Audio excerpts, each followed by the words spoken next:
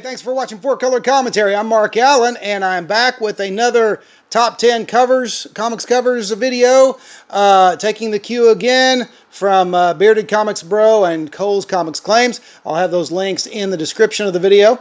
But this was a top 10 covers, or 10 of your favorite covers with vehicles on them, okay? Vehicles. Modes of transportation, you know, some used animals. I think there was some horses in some of these, but just vehicles was the main thing, okay? And so that can be flesh and blood, mechanical, whatever. Mine are all mechanical, but I think I've got some good ones here, ranging from those done by great legendary artists to those that are just personal favorites of mine. And I'll start off with one of those personal favorites. This is Iron Man number 116, with the cover, an early cover done by John Romita Jr. and just a beautiful, beautiful illustration there. This is one of the reasons why I always say I liked John Romita Jr.'s work, early work, more than even I like his modern day work. But very dynamic, and you got you got Iron Man shouldering this mechanical beast, holding it up over his head, almost standing up straight with it. But just a great, very amazing cover, just a colorful cover, and the artist does a great job of communicating the effort that Iron Man is putting into that. So great looking vehicle of destruction on that Iron Man number 116. Here's one that was one of my favorites from a title that was my favorite back in the early 90s. This was the first ongoing Robin series. This is Robin number one of three covers actually, I believe. But got his Robin Mobile, the Redbird. Okay, Robin Mobile didn't work. The Redbird was what this was called, and so I like the Redbird being featured front and center on there. Great Tom Grummett art.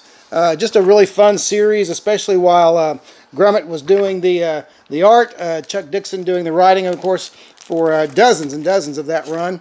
All right, next is a bit of a throwback. This is a Classics Illustrated. This is, I don't know who did this cover. I didn't have time really to check it to try it out. To do the research and find out. But it's a wonderful cover. This is Classics Illustrated number 133, circa 1956, and this is the Time Machine, and that is most certainly a vehicle. Mode of transportation there, just what other mode of transportation would you want but one that goes back and forth in time? Okay, so great cover there, and love that. All right, here's one by the great Mike Kaluta. This is from a limited series done by DC back in, I want to say the late 70s, early 80s. Let's see, 1979. Okay, so this is a great Michael Kaluta cover. Time Warp number 2. Take a look at that Kaluta spaceship. We've got to love that. Just an amazing cover. I love the logo on that, the title logo on that limited series. But man, what a great work by Kaluta there. I always loved him as a cover artist, as a regular artist as well, as an interior artist, I should say. But just great work done by one of the masters of the craft. All right, here's one. I should have found out what publication this was taken from. But what this is there was a 2-issue mini. I talked about it not too long ago on another video. It's put out in 1985, a 2-issue series by Eclipse Comics called Siegel and Schuster, Dateline 1930s. And what you have here is a World in Future 1980 by Joe Shuster, and he was 16 years old when he drew this. Check out the ships, the planes, the train. Just amazing stuff there. You even got a plane up there with all the spaceships and such. So I guess he saw the future as still having regular planes, but then also having the more sci-fi type stuff. I love that cover. I love the simplicity of it, and I love that 2-issue series. If you don't have that, it's really worth finding. It's not hard to get on eBay, I don't believe. I didn't check, but Siegel and Schuster. This is issue 2. But there's a 2-issue series, and it just has some really neat stuff, some really neat artwork by them that I don't think you'll find anywhere else. Some write-ups as well, and that kind of thing. All right, continuing on with vehicle covers. You probably just saw that one, but no vehicle cover video would be complete without my incredibly beat to punk Evel Knievel. All right, you can see how kind of warped and how beat up that is. I just can't bring myself to press it, but to expose it to any more punishment. But anyway, Evel Knievel there with his motorcycle coming just right off the page, just about to jump right off that cover, surrounded by walls of fire. Just great stuff. You got to include that on covers with vehicles on them. All right, next is a cover image by Frank Frazetta, the great Frank Frazetta. Now it is from a reprint series called Buried Treasure, and this was Buried Treasure. Now I'm going to say all the interiors are by Frank Frazetta. I'm going to say that the cover is as well, though the cover may be by somebody else. This was 1991, published in 1991 by Caliber Press, and so there's that great tank on that cover. I don't really know if this is a Frazetta cover or not. I kind of took it for granted that it was probably maybe painted by someone else, but of course Frazetta did a lot of painting. And I'm going to say it's a Frazetta cover, but whether it is or not, it's gorgeous.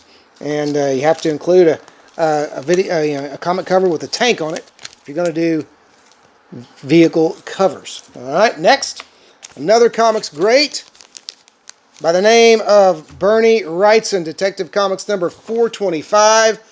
And you have this ghoulish creature here that Batman's pursuing, driving a horse-drawn carriage there. And so there's your vehicle. There's your vehicle cover by no less than the great Wrightson, Bernie Wrightson. Okay, so great stuff there. Couldn't just do. I didn't want this to be just. Again, I thought this was going to be a difficult thing to find good comic covers that had vehicles on them. It was hard whittling down the 30 some odd comics I found down to just 10. And actually, I also have an honorable mention. So technically, I have 11. All right, coming from an amazing series, Silver Age series from DC, generally done or mostly done by the great. And I just forgot his name. I had his name as I was getting ready to come and do this video. This is a 1963 issue, number 13 of Sea Devils. Russ Heath. I believe it's Russ Heath that does the painted covers. Some of the Sea Devils covers had a washed look, and it was just really cool. But I believe pretty sure that's a Russ Heath cover. Y'all can check me on that, but you can see the amazing pirate ship back there, or maybe that's a Roman ship, I'm not sure, or Viking ship, but I think it's a Viking ship, hurling fireballs at our heroes. But a great vehicle cover there, nice stuff. I want to say that's Russ Heath, but it may be another artist. It may be Ross Andrew. It may be someone else. Not a Kubert cover, but it is definitely beautifully painted. All right, next, and this is number 10. This is by another wonderful artist that we just recently lost. This is cover art by Neil Adams. This is The Witching Hour number 14, with that witch riding her very peculiar and particular vehicle of transport there. Okay, so great Neil Adams cover there, and gotta love that. Creepy but awesome. Something about seeing a witch in space and knowing that the airless vacuum of space even can't kill a witch. That's unfortunate, and that's sad, and that's scary. Okay, so there you go. There's 10 comic covers with vehicles, featuring vehicles.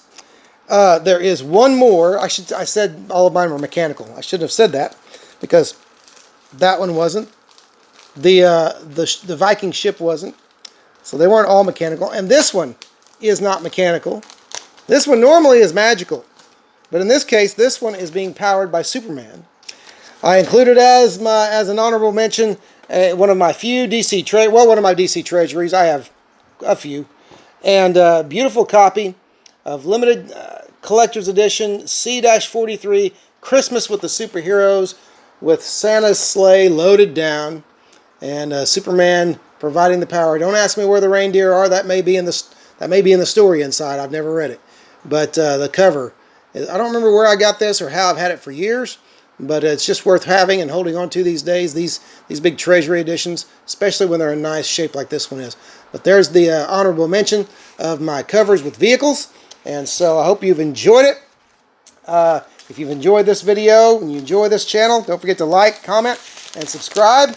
And whenever you do, let Cole and let Bearded Comics Bro know that you do these videos. They like challenging putting the call out there to do these different videos, because they like to see the comics from your collection, and I do too. So very cool. So anyway, if you enjoyed it, go ahead and like, comment, and subscribe. Otherwise, thanks for watching, and we'll see you next video.